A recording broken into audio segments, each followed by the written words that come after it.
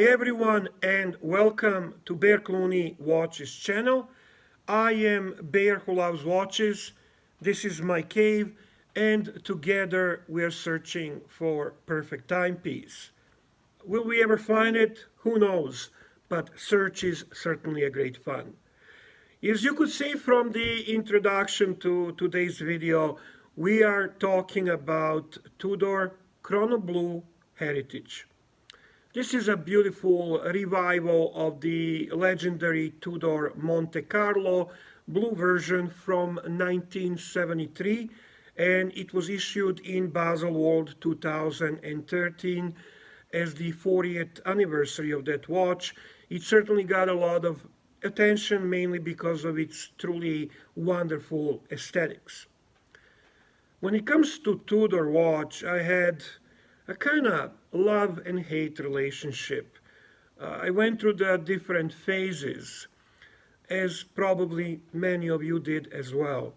It is not a big secret that many are viewing Tudor as the poor man's Rolex, being that it is more affordable brother company of Rolex. However, that phase kinda didn't last long with me because I could see the uniqueness of the brand itself. Then they produced some really ugly pieces through the 90s, and for a certain period of time, they were actually absent from the North American market. Their return was quite successful and intriguing. And I got quite intrigued myself. So in that return, Tudor got my attention and three pieces joined my collection. They were the Tudor Black Bay blue bezel, there was Pelagos blue dial, and finally the Tudor Chronoblue, the one that we will be presenting today. Now in my collection, the only Tudor piece is actually Chronoblue, which had kind of a strange journey. It was out of my collection and then found its way back. But that's a long story for another video. Now, when it comes to Tudor Black Bay and Pelagos, I kind of fall out in love with them, and mainly what bothered me when it comes to the Tudor Black Bay Blue was thickness of the watch. It just it's very robust, but too robust for my taste, and the way it wears, it really sticks out.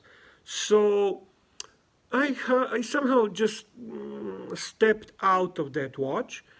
And when it comes to Pelagos, I think there was a realization for me personally that I am simply not a great fan of watches that are titanium.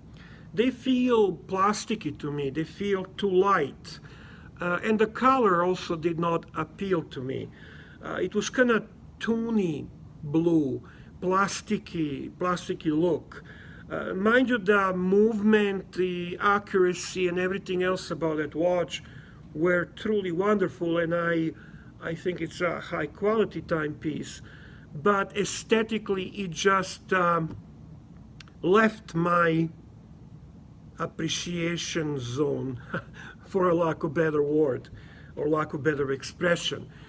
Now, when it comes to Chronoblue, I am still bothered with the thickness of the watch, and I can understand the reason for thickness on this timepiece. Obviously, it's a modular chronograph, so the module for chronograph is on the top of the movement. And what makes me be more forgiving is that it wears a little bit nicer, and ultimately the aesthetics are just beautiful. Now, sitting here on this today kind of gloomy, rainy summer day in northern Ontario, I'm thinking this is really not type of watch for this type of days. The way I envision this watch is always sitting and speeding on a lake in my beautiful Riva powered by Lamborghini engine and wearing this beautiful piece. By the way, here is the fast wristwatch check on this watch. And ultimately, I mean, is there really such a watch that is perfect in your eyes? Obviously, we are searching for it here on this channel, but when it comes to watches, there's always something maybe that is not in line to our perfect appreciation zone again.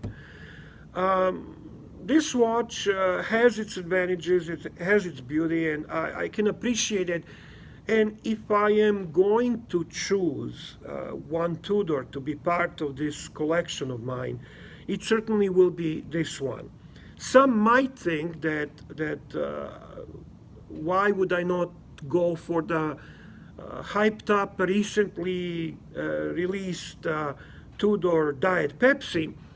I'll be honest with you, I cannot handle chronographs with the snowflake hands. I cannot handle chronographs that are just not built in a fashion that I picture and imagine chronograph. Thickness on that watch is another issue, and the size. Not that it's not an issue on this one. However, I find this aesthetically much more appealing to me, and it just can play the role of the chronograph from Tudor better for myself.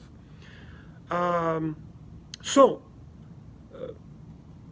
on that note, why don't we jump into Bear Clooney Watches studio and take a closer look at this chronograph? Maybe you'll get a better understanding why have I chosen this watch as the one Tudor that can complement my collection. So let's go.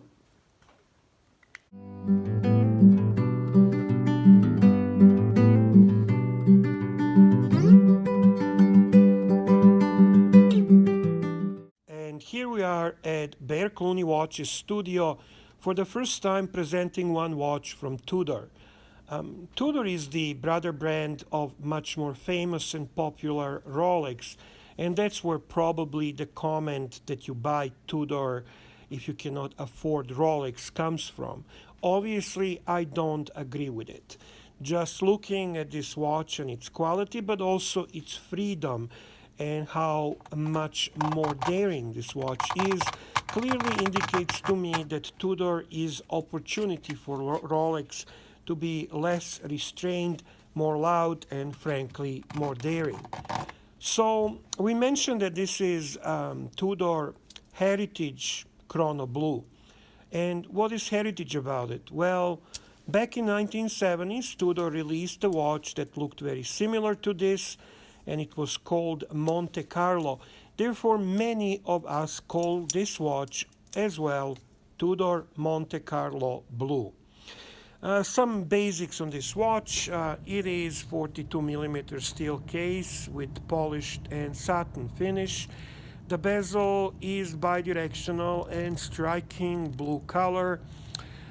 Movement is self-winding mechanical movement with Duby de Pras module on it, on the top of the actual caliber 2892. Power reserve is nothing to brag about, it's about 42 hours. The winding crown is beautiful in steel with Tudor logo. Then we have the screw down pushers at 2 o'clock and 4 o'clock. And dial has a 45-minute totalizer at 9 o'clock and small seconds hand at 3 o'clock. Crystal is obviously sapphire. Waterproofness is actually excellent, 150 meters or 500 feet.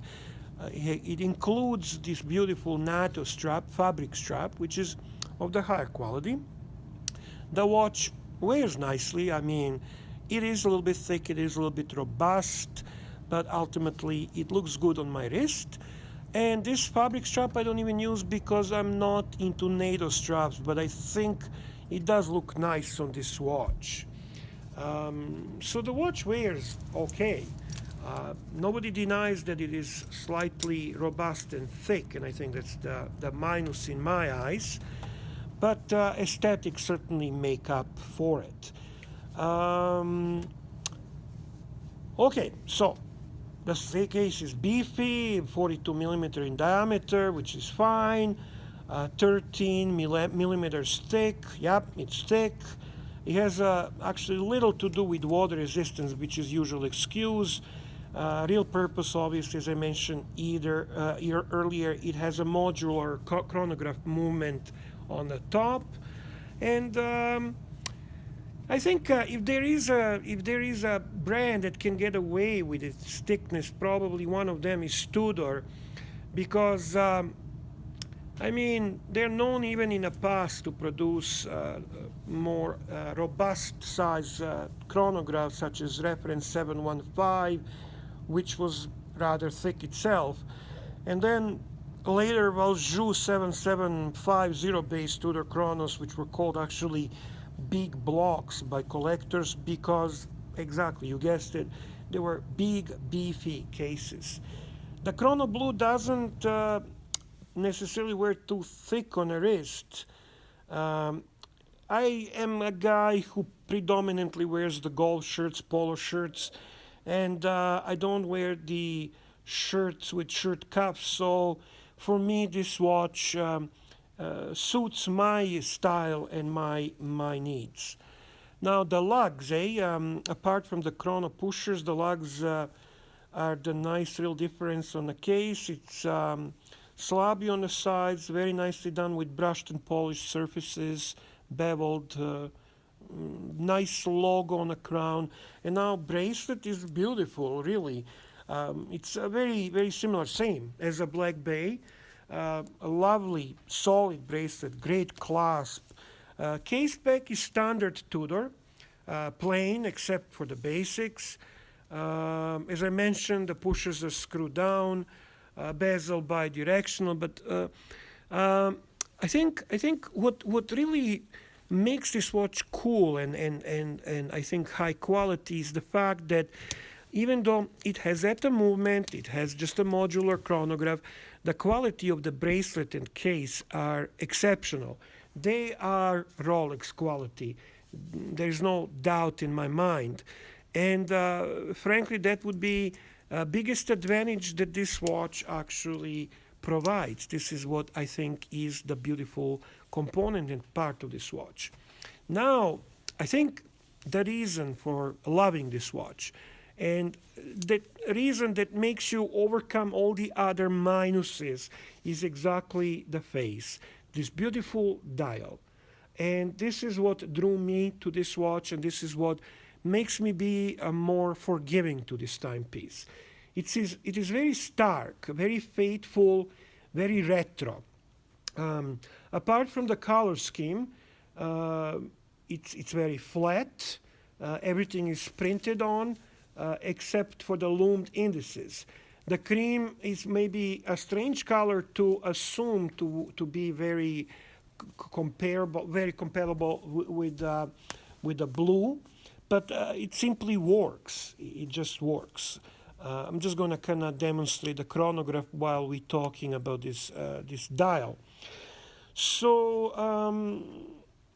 the dial is extremely reminiscent of the 7169, though the running seconds and chronograph minutes have swapped their positions, basically because of the difference between the ETA 234 and the current movement. So you see a wonderful myriad of bright colors over the light background. The use of blue to surround the chronograph registers is just wonderful, and I think great aesthetic. The red, orange, and white over blue really works wonders. You will also notice that while the hour markers on this watch are very similar to 7169 and 7149, the vintage ones, they're actually quite different than what is found on a black and gray heritage chrono. So there is a difference between the black and gray heritage chronos that came before this one.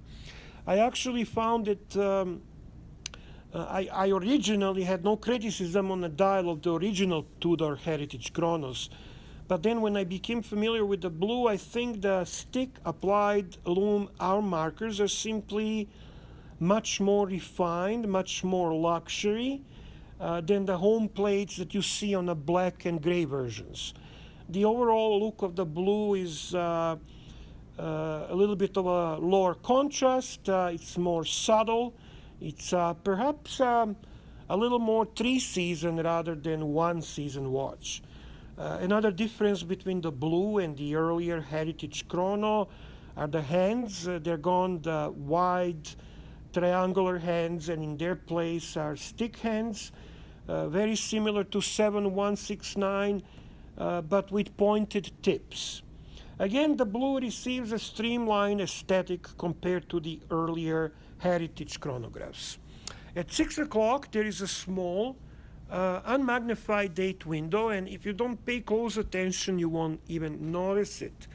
The font of the date display is pencil thin, and in all honesty, I often forgot that this watch even has date. So that's not a bad thing because it kind of nicely balances this watch and ensures great symmetry of the watch itself. And if we go through fast pros and cons, pros, fantastic vintage aesthetics, proven movement, well-finished Rolex quality case and bracelet, immense cool factor, and high quality versus price ratio.